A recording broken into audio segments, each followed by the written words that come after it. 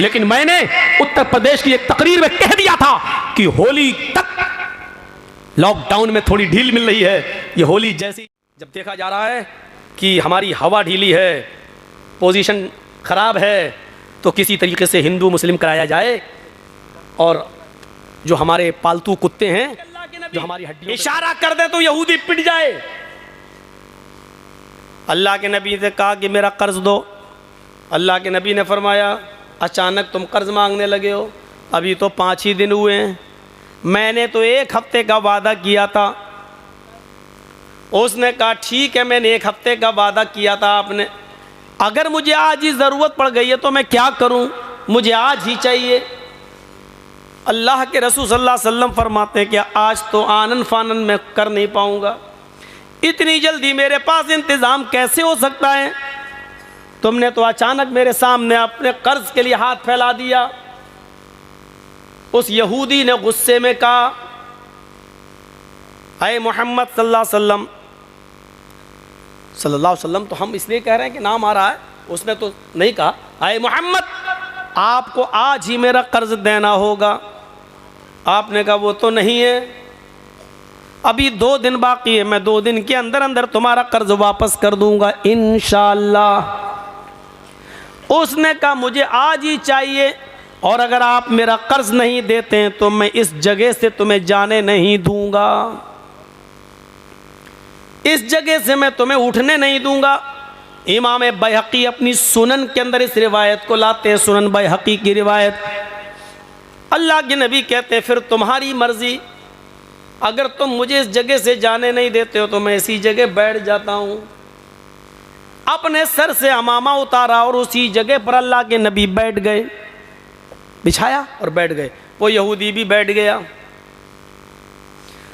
ज़ोहर की अज़ान का वक्त होता है, अल्लाह के रसूल फरमाते हैं यहूदी मुझे इतनी देर के लिए मोहलत दे दे कि मैं मस्जिद में जाऊं और नमाज पढ़कर वापस आ जाऊं और इस जगह पर बैठ जाऊं। उस यहूदी ने कहा मेरा कर्ज दे दो और शौक से नमाज पढ़ने जाओ, और अगर नहीं देते हो तो मैं नमाज पढ़ने के लिए भी आपको यहां से उठने नहीं दूंगा। आपने ज़ोहर की नमाज वहीं पढ़ी, असर में भी इजाज़त नहीं दी, असर भी वहीं पढ़ी, मगरिब भी वहीं पढ़ी, ईशा भी वहीं पढ़ी, रात भर भी उसने उठने नहीं दिया। आपने पूरी रात वहीं गुजारी। फजर की अज़ान की आवाज़ आई, आपने फजर भी वहीं अदा की। सूरज निकलने तक आप वहीं रहे। जब सूरज निकल गया और काफ़ी बुलंद हो गया, तब वो यहूदी अल्लाह के नबी सल्लल्लाहु अलैहि वसल्लम के करीब आकर बैठता है और कहता है मोहम्मद सल्लल्लाहु अलैहि वसल्लम, मैं आपसे कर्ज नहीं मांगना चाहता था, न मेरा इरादा था कि कर्ज मांगा जाए, बल्कि कल ही मैंने अपनी किताब तौरात को पढ़ा था, कल ही मैंने अपनी किताब तौरात को पढ़ा था।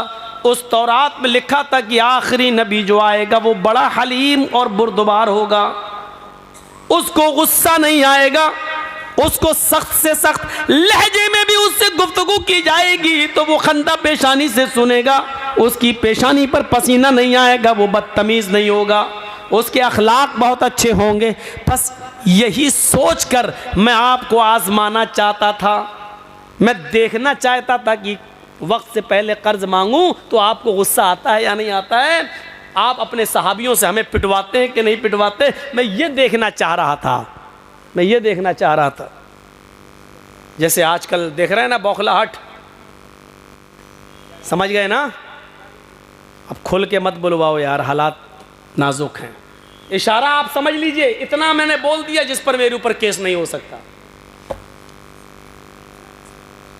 पालतू कुत्तों के जरिए जिनकी हड्डियों पर जो पल रहे हैं, उनके जरिए गोलियां चलवाकर हिंदू मुसलमान कराने की साजिश, क्योंकि हमारे पास कोई और रास्ता नहीं है इलेक्शन को जीतने का सिवाय हिंदू और मुस्लिम करने के। ये जितना ज़्यादा इस्तेमाल किया जाए, देखिए हमारे उत्तर प्रदेश का हाल देखिए आप। होली बड़ी आराम से गुजर जाने दी, रंग बड़े आराम से फिक जाने दिया, होली बड़े आराम से मनवा ली गई, और जैसे ही रमज़ान का महीना आया, आज ये ऑर्डर नाफिज कर दिया गया कि किसी भी धार्मिक स्थल पर 5 आदमी से ज़्यादा नमाज पढ़ने की अनुमति इजाज़त नहीं होगी। और अल्लाह की कसम, मैं इल्मे गैब से वाकिफ नहीं, लेकिन मैंने उत्तर प्रदेश की एक तकरीर में कह दिया था कि होली तक लॉकडाउन में थोड़ी ढील मिल रही है, ये होली जैसे ही जाएगी सब पे शिकंजा कसा जाएगा और तीर बिल्कुल निशाने पर लगा। आज ये ऑर्डर नाफिज हो गया है उत्तर प्रदेश के अंदर। मेरा कल का प्रोग्राम होने वाला था दलकोला में, लेकिन कल ही फ़ोन कर दिया गया कि साहब परमिशन नहीं मिल रही है, कल का प्रोग्राम दलकोला का कैंसिल हो गया है। आप लोगों ने जिस हिसाब से भी किया, अल्लाह ताला आपके इस जलसे को कामयाब करे, मैनेज करके हिंदुस्तान में चलता। तो मेरे भाइयों, अर्ज इतना करना था मुझे, इंसानियत यहां से सीखिए आप। जो इस्लाम पेश कर रहा है, इस्लाम पेश कर रहा है, अल्लाह के नबी सल्लल्लाहु अलैहि वसल्लम ने फजर भी वहीं पढ़ी, सूरज निकल गया तो वो यहूदी खुद आता और कहता है कि अल्लाह के नबी सल्लल्लाहु अलैहि वसल्लम, मैं देखना चाहता था कि आपको गुस्सा तो नहीं आता है।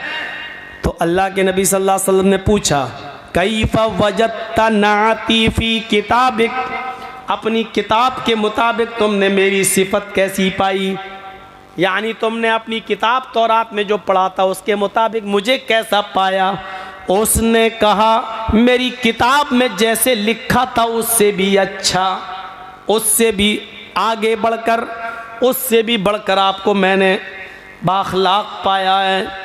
फिर अल्लाह के नबी सल्लल्लाहु अलैहि वसल्लम ने उससे पूछा, फिर तुझे कौन सी चीज़ रोक रही है इस्लाम कबूल करने से, यानी अपनी किताब के मुताबिक जब तूने मुझे वैसा पा लिया जैसी तेरी किताब में लिखा है, तो फिर तू इस्लाम कबूल क्यों नहीं करता? फिर कौन सी चीज़ माने, फिर कौन सी चीज़ तुझे रोक रही है इस्लाम कबूल करने से? कहने लगा, हाथी यदका उबायका अल इस्लाम, आए अल्लाह के नबी अपना हाथ बढ़ाइए, अपना हाथ लाइए, मैं आपके हाथ पर हाथ रख कर कलमा पढ़ना चाहता हूँ। अल्लाह के नबी ने अपना हाथ बढ़ाया और उस यहूदी ने उसी वक्त कलमा पढ़ा, अशहदु अल्ला इलाहा इल्लल्लाह व अशहदु अन्ना मुहम्मदन अब्दुहु व रसूलुहु। इस ज़मीन के मालिक हम, इस शहर की पूरी बागडोर मेरे हाथ में, मेरा एक एक साहबी मेरे एक इशारे पर कत्ल करने के लिए तैयार, लेकिन एक मामूली यहूदी कह रहा बैठ जाओ, जब तक मेरा कर्ज नहीं दोगे मैं उठने नहीं दूंगा। अल्लाह के रसूल बैठ जाते हैं। उस यहूदी का हक है, वो कर्जा ले सकता है, सख्ती से मांग सकता है, क्योंकि उसने मुझे कर्जा दिया है। ये अलग बात है कि वक्त से पहले मांग रहा है, लेकिन उसने अपने कर्ज का मुतालबा किया है। अल्लाह के रसूल ने इंसानियत दिखाई, सब कुछ ताकत पावर सब कुछ होने के बावजूद भी आपने किसी साहबी से ये नहीं कहा। नहीं, हज़रत उमर बिगड़ने भी लगे, तेरी इतनी हिम्मत हमारे नबी को? अल्लाह के रसूल ने कहा, नहीं अय उमर नहीं, वो मुझे कह रहा जो कह रहा, तुमको नहीं, आप अपना काम करिए। आपने हज़रत उमर फारूक को रोक दिया और ख़ुद आप उसके साथ वैसा ही करते गए जैसा वो चाहता गया। इससे बड़ी इंसानियत, इससे बड़ा इंसानियत का दर्स, इससे बड़ा इंसानियत का पाठ, इससे बड़ा इंसानियत का सबक हमें दुनिया की कौन सी किताब में मिलेगा और कौन से पाठ और लेसन और सबक कहाँ मिलेगा? मेरे भाइयों, आओ एक और मंजर दिखलाते हैं आपको। अल्लाह के रसूल सल्लल्लाहु अलैहि वसल्लम को कत्ल करने के इरादे से भेष बदलकर, शक्ल बदलकर, भेष बदलकर यमामा का गवर्नर सुमामा इब्ने उसाल मदीने के अंदर घुसता है। तलवार में जहर बुझा हुआ है, उसकी तलवार में जहर लगा हुआ है। वो मुहम्मदुर रसूलुल्लाह के कत्ल के इरादे से आया है कि जहां मोहम्मद दिखाई देंगे हम उनको कत्ल कर देंगे। जासूस की सज़ा क्या है इस्लाम में? कत्ल कर दो। जो जासूसी करता हो उसकी सज़ा इस्लाम में यह है कि उसको पकड़ो और उसको कत्ल कर दो। तो हज़रत मुहम्मदुर रसूलुल्लाह के कत्ल के इरादे से आया। कौन? यमामा का गवर्नर। कौन है? यहूदी है। मदीने में घुस गया। लेकिन मुहम्मदुर रसूलुल्लाह सल्लल्लाहु अलैहि वसल्लम की खुफिया और जासूसी पुलिस ने, खुफिया फोर्स ने पता लगा लिया और इस भेष बदल कराने वाले सुमामा इब्ने उसाल को अरेस्ट कर लिया, गिरफ्तार कर लिया। उसको सख्ती से पूछा तो उसने अपना जुर्म कबूल कर लिया कि हाँ, मैं यमामा का गवर्नर सुमामा हूँ और यहाँ मुहम्मदुर रसूलुल्लाह के कत्ल के इरादे से आया हूँ। आज आप देख लीजिए किस तरीके से अपनी जाती दुश्मनियाँ निभाई जा रही हैं जेलों के कैदियों के साथ, किस किस तरीके से बिल्डिंगें और बड़े बड़े महल गिराए जा रहे हैं, जाती इंतकाम। लेकिन मुहम्मदुर रसूलुल्लाह सल्लल्लाहु अलैहि वसल्लम ने भी एक यहूदी को कैद करवाया, पकड़ा गया।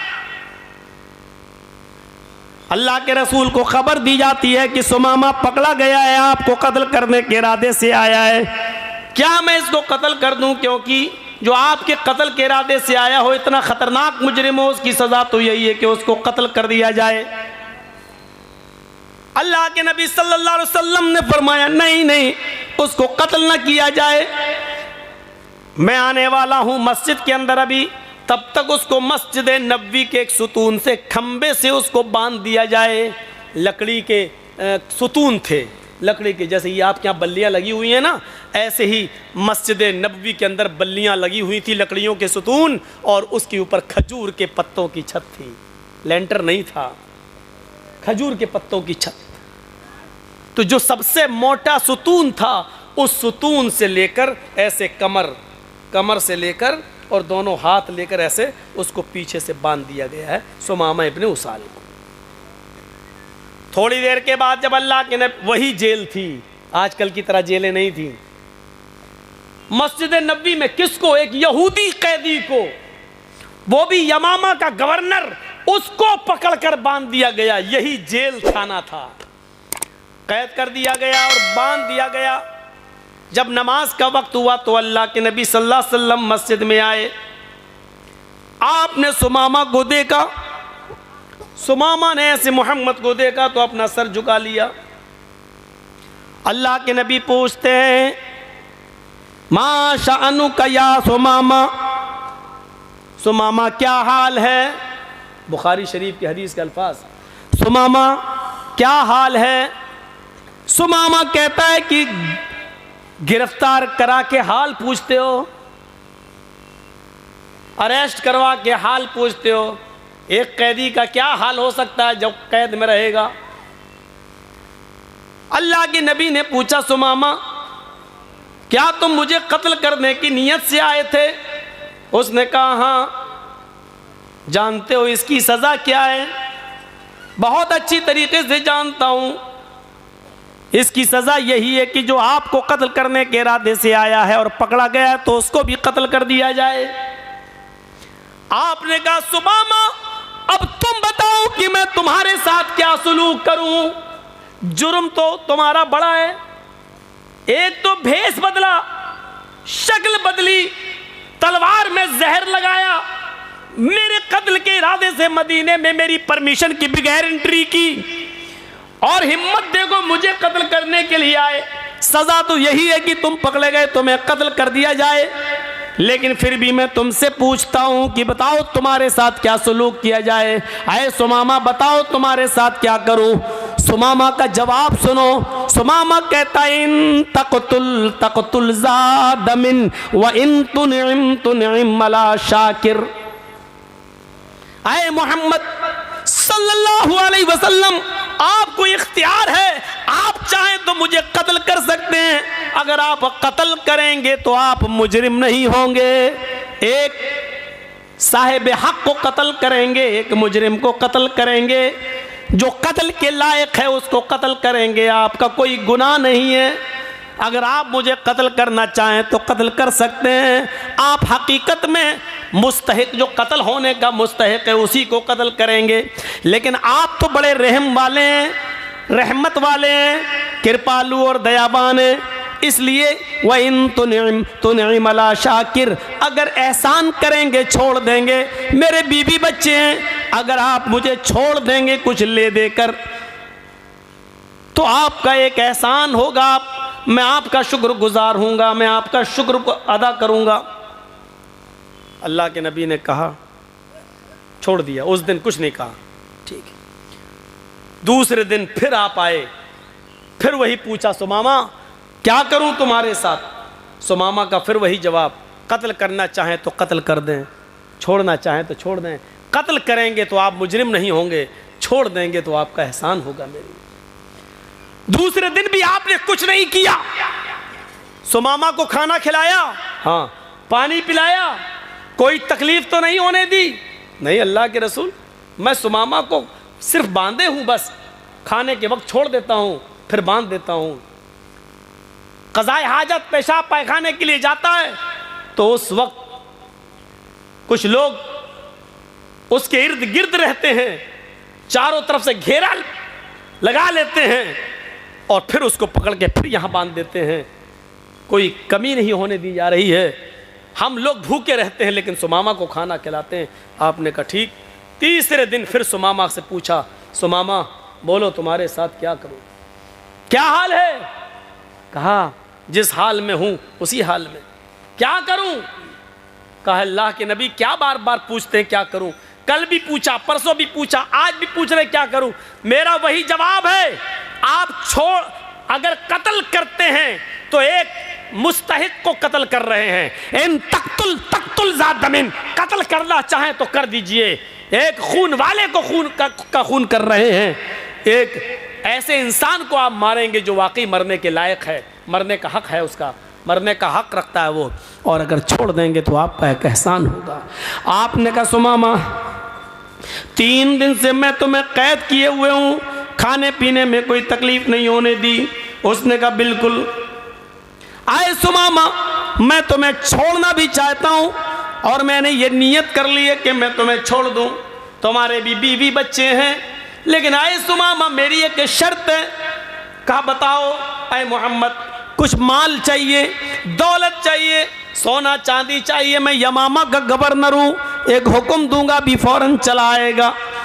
आपने कहा नहीं ऐ सुमामा मुझे सोने की चांदी की जरूरत नहीं है। सुमामा मेरी एक शर्त बस इतनी है, मैं जब भी मस्जिद में आता हूं तू मुझे देखता है, चेहरा घुमा लेता है, मुझे देखता नहीं है, मेरी आंखों में आंखें नहीं डालता है। सुमामा बस मेरी ख्वाहिश इतनी है, एक बार तू मेरी आंखों में आंखें डालकर मुझसे बात कर, जैसे मैं तुझसे बात कर रहा हूं तू मुझे देखकर बात कर, मैं तुझसे बात करता हूं तू सर फेर कर, चेहरा दूसरी तरफ करके मुंह मोड़ कर मुझसे बात करता है। आए सुमामा मैं वादा करता हूं कि मैं तुझे छोड़ दूंगा, लेकिन एक बार तू मेरी शक्ल तो देख ले, मेरी आंखों में आंखें डालकर बात तो कर ले। मौलाना जर्जीस को अगर फांसी की सजा हो जाए और जज साहब ये कह दें कि जर्जीस सिर्फ मेरी आंखों में आंखें डालकर बात करो, मुझे देखकर बात करो, मैं तुम्हारी फांसी की सज़ा माफ़ कर दूंगा, तो बताओ जर्जीस देख लेगा क्या नहीं देख लेगा? अरे देखने में क्या जी जज साहब। लेकिन ये कितना बड़ा शातिर दिमाग आदमी, उसको ऑफर भी दे दिया मैं छोड़ दूंगा, और वो जानता है कि मोहम्मद सल्लल्लाहु अलैहि वसल्लम अपने वादे के पक्के हैं, जो कहते हैं करते हैं। कहा मैं छोड़ दूंगा लेकिन मुझे देख ले, मेरी आंखों में आंखें डालकर एक बार गुफ्तगू कर ले। तो जानते हो इसने क्या जवाब दिया? जान छोड़ने का ऑफर मिल गया, लेकिन इसका जवाब देखो क्या था। कहता है मोहम्मद मां रायतु वजहन अक़बह मिन वजहिक, मैंने ईरान का बादशाह देखा है, मैंने तुरान का बादशाह देखा है, मैंने मिस्र के बादशाह को देखा है, मैंने शाम के बादशाह को देखा है, मैंने इराक के बादशाह को देखा है, मैंने उर्दून के बादशाह को देखा है, मैंने अजरबैजान के बादशाह को देखा है। मोहम्मद मैंने बड़े बड़े बादशाहों के चेहरे देखे हैं, तेरा चेहरा जानता है कैसा लगता है मुझे? मा राइतु वजहन अक़बह मिन वजहिक, चेहरों में सबसे गंदा अगर किसी का चेहरा है, सबसे बदसूरत अगर किसी की शक्ल है तो आए मोहम्मद तेरी है। जा, नहीं देखता तेरा चेहरा, कत्ल हो जाना गवारा है, तुझे देखना गवारा नहीं। जरा गौर कीजिए, जिद देखिए उसकी। मा राइतु वजहन अक़बह मिन वजहिक, दुनिया में बड़े बड़े चेहरे देखे, सबसे गंदा चेहरा तेरा चेहरा है, नहीं देखता। जिस चेहरे को अर्श वाले ने सिराजम मुनीर कहा हो, या अय्युहन नबी इन्ना अरसलनाका शाहिदन व मुबश्शिरन व नज़ीरा व दाइयन इलल्लाहि बिइज़्निही व सिराजम मुनीरा, हमने रोशन चांद, सिराजम मुनीरा, रोशन सूरज बनाकर भेजा है। जिस चेहरे को अल्लाह ताला ने चमकता हुआ रोशन सूरज का हो, इसको ये सबसे गंदा चेहरा कह रहा है। जिस चेहरे को कभी उम्मे सुलैम ने अंधेरे में देखा तो कहने लगती है मोहम्मद अंधेरी रात में मेरे पास आए तो ऐसा लगा जैसे मेरे घर में किसी ने चिराग रोशन कर दिया हो। जिनके बारे में हजरत अली ने ये कहा हो कि अल्लाह के नबी का चेहरा जब देखते तो ऐसा लगता जैसे सूरज की रोशनी में तलवार चमकती, ऐसे मुहम्मदुर रसूलुल्लाह का चेहरा चमकता और दमकता। और जिस चेहरे को देखकर कभी हसन इब्ने साबित ने कहा था वह अहसन मिन कलम तरकत्तु ऐनी व अजमल मिन कलम तलिदिन निसाओ, मेरी आंखों ने आपसे ज्यादा हसीन कोई चेहरा ही नहीं देखा और दुनिया की किसी औरत ने आपसे ज्यादा खूबसूरत बच्चा पैदा ही नहीं किया, आपसे ज्यादा हसीन बच्चा पैदा ही नहीं किया। जिस चेहरे को मेरे भाइयों इतना खूबसूरत कहा गया हो, उस चेहरे के बारे में ये सुमामा कहता है दुनिया में सबसे गंदा अगर किसी का चेहरा है तो आए मोहम्मद तेरा जा, नहीं देखता।